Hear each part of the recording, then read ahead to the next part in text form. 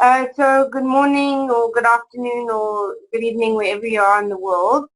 Talent Finders podcast would like to welcome entrepreneur and fashion designer all the way out of Toronto, Canada, Miriam Baker. Welcome, Miriam.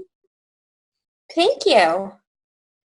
So firstly, congratulations on all your achievements. Can you please share with us more about your entrepreneurial journey and what made you pursue a career in fashion, and what was your inspiration?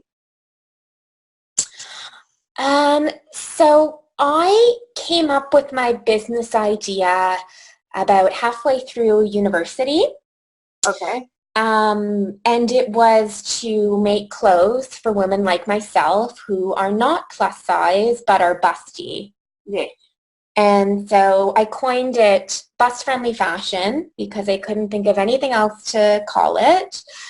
And because I'd come up with that idea, I mean, that's why I started the business. Without that idea, I might have gone and worked for somebody else. But when I came up with that niche market and, I told a couple people about it, people were saying, you know what, that's actually a really great idea. So when I graduated university, I joined the Toronto Fashion Incubator, and I found out about a competition they hold. They don't hold it anymore, but they used to have designers compete for $25,000 Canadian, and they would choose one designer and award that designer, I think it was called the Suzanne Rogers Award for Most Promising New Label. And so I won that in 2014. And since that, I've been going. Amazing. That's wonderful. So the fashion industry has changed so much over the years. Tech and social media, over the years, tech and social media have played a big role in forcing industries to change. Has social media impacted you personally, and how has it impacted you in a positive way, and what do you think can be done better? Honestly, social hasn't been a big driver for me. Okay. I find that people respond well on LinkedIn, and I find that people respond well on Facebook. But Instagram really doesn't seem to be driving sales at all. So not a huge impact. Okay, so then that leads me to the next question. The fashion industry is a big part of the contribution to global warming. How has this made you more conscious in your process of design, and do you think the fashion industry is adapting quick enough to improve this? Yes. Okay. So it is a big problem, but what we do specifically is we don't cut and sew until we get an online order. So that way we know that every time we ship out a garment, it already has a home to go to, which is like the least wasteful way possible to run any business. It can be stressful, but this way there is no waste and nothing ever goes on sale. So yeah, I mean, I don't think you should want to mass produce and then have to discount things. I mean, if you have a product that you have to discount, you haven't really created something that people really want. You know what I mean? Absolutely, yeah. Well, that's why I think, like what you were saying now, you only produce, when you get orders. That's right. And those are just small changes, but they do obviously make a difference at the end of the day. Well, that's right, because I think that, when you have something like a Black Friday sale, for example, which was basically yesterday in the US, you have people buying things that they don't really need or want. They just see it on sale and, oh, they should snatch it up while it's on sale. And that's not really, I just don't believe in that level of consumption. I believe that you should take time and buy good quality pieces that you really love and just buy less. And not buy things because they're on sale, but buy things because they're beautiful and you're going to get years of wear out of them. Absolutely. So I understand that you design for, obviously, and you did mention it earlier, more full-figured women, which is amazing. Um, what would you say sets you apart from other designers, and what is unique to both designs, and in your designs? So I've basically pioneered a new size range and, identified a new market. So it's for the woman who is busty, but not necessarily plus size. And I'll make sizes anywhere from, a 00 to a 22. Like I have gone plus size, but the idea was you can be busty and not plus size. And so that's the woman I want to cater to because that's been my problem my whole life. So not only is the sample size different, but our grading is also different. So grading is from when you take, say, a size 4 to a size 6 and a size 6 to a size 8. Your typical designer would distribute girth evenly around the body. So a 4 to a 6 is a 1-inch grade. So half of that would go to the front and half of that would go to the back. Whereas with my grade, we say, okay, well, as women increase in size, our woman, her boobs are getting bigger and her tummy is getting bigger. So we distribute the girth and the grade in the front of the body. The other thing we do that's different is that as bust size increases, your bust point drops, which is why a lot of women will wear a blouse and the bust dart will hit them in the pec rather than at their actual bust point. Okay. So with the size increases, our darts actually lower so that they actually hit you at your bust point. Oh, amazing. So it's actually a real science to the whole... So it is. So it's a difference in the sample size, but it's also a difference in the fit. So nobody else has this grade and is offering the same fit. Okay, amazing. So what as an entrepreneur do you feel have been your biggest lessons and learnings? I think that, when I started, I knew it was going to be hard and I expected it to be hard, and that's fine. But then life kind of hits you in the face. Yes. And then, not only is it difficult financially, but, you're grieving the loss of an employee or, for example, my dad was in the hospital 10 months and he lost his leg and just everything turns upside down and you're already struggling. And I guess I've just learned that it takes time and you have to get going and, nothing's ever easy and life is a struggle and it's about problem solving and perseverance. Absolutely. So what would you say some of your biggest career highlights have been? Well, I think at the very start when I won the Suzanne Rogers Award for Most Promising New Label and, won the $25,000 Canadian to start up because that really gave me the confidence to get going. Yeah. I was kind of like, oh my God, like these people really believe in me. Now I really have to figure this shit out, Yeah. So it kind of lit a fire under my butt. I think something else has come up that's very exciting that I found out about 2 days ago.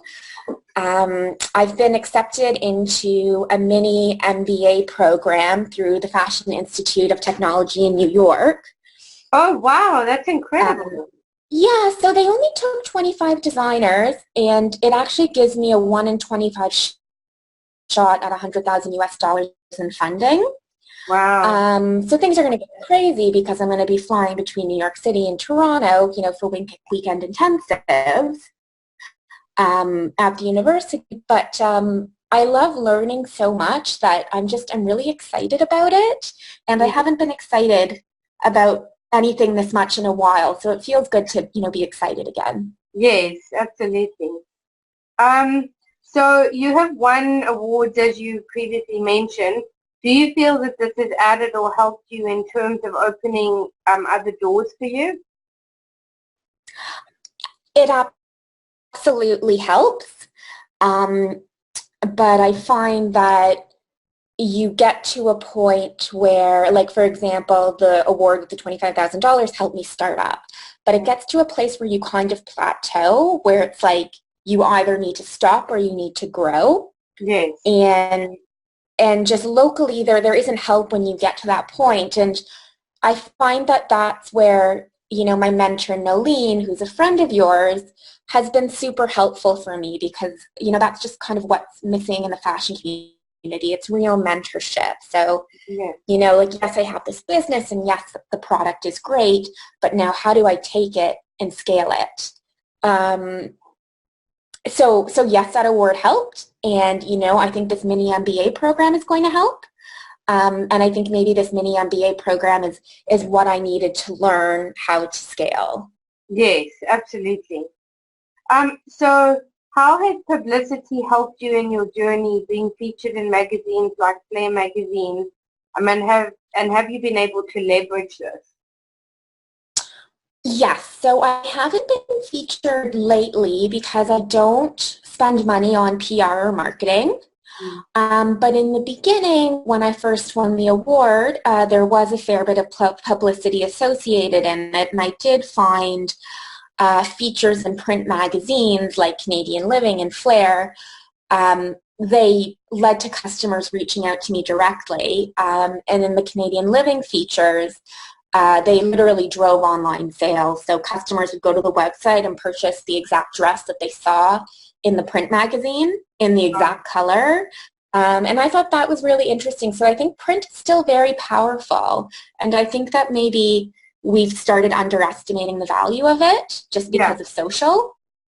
But I think for me, print is more effective than social because, you know, my prices are high because I cut and sew in Toronto and all the fabrics come in from Italy. So you can even say that my prices are prohibitive.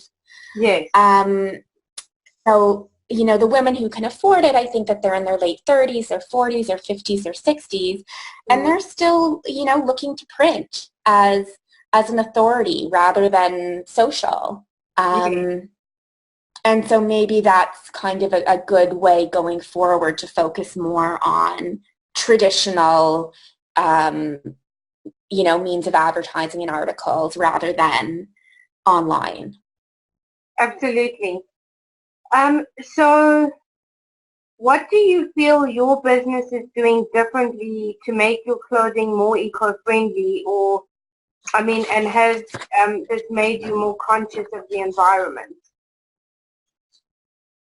Yeah, so as I mentioned before, you know, we don't start to cut and sew until the order comes in.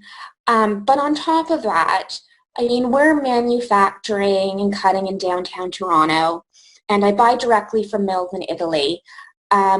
So there's that transparency.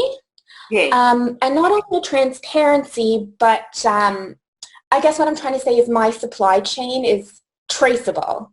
Yes, Right, of course. from the fiber to the person who sews it, so that you know that nobody along the line has been taken advantage of in any way. You know, like, it's not like I'm contracting it out to a contractor who's contracting it out to a subcontractor who ends up making it in Bangladesh and, you know, with women who have no rights. Yeah. Like, I can tell you everything, and I can promise my customer that it has been made ethically and that nobody's being taken advantage of throughout the supply chain. Yeah, no, that's amazing. So that leads me to the next question. What are some of the most rewarding changes you have seen in your clients, and can you give us some examples? Well, it's the transformation, and I think it's the epiphany, like, oh my God, you know, I'm not a freak of nature because I don't fit into clothing off the rack. It's just that designers don't cater to my body type. Like, it's not a problem with me, it's a problem with clothing design. Yes. And so to see the transformation of how good a customer feels when they put on a dress that fits and they realize the problem isn't them, it's the clothes that are out there. I think it's a eureka moment for customers, and that's what keeps me going, and that's what, you know, gives me meaning and makes me happiest. Amazing. So What are the 3 key pieces of advice you would give to other entrepreneurs who are looking to get into the fashion industry? I guess just it's gonna be a long slog. It's Yes, gonna be a long slog. You're gonna end up spending more money than you ever expected to spend. And I would really hope that you have your niche, because when shit hits the fan and things get difficult, you need to have the reason to keep going. yes, Um, and it's that passion that drives you. So without the why, like if you're just in it to make pretty dresses for beautiful women, I mean, you don't really have, the reason to keep going when things are really bad. yes. So that makes sense. And the last question is, what legacy would you like to leave?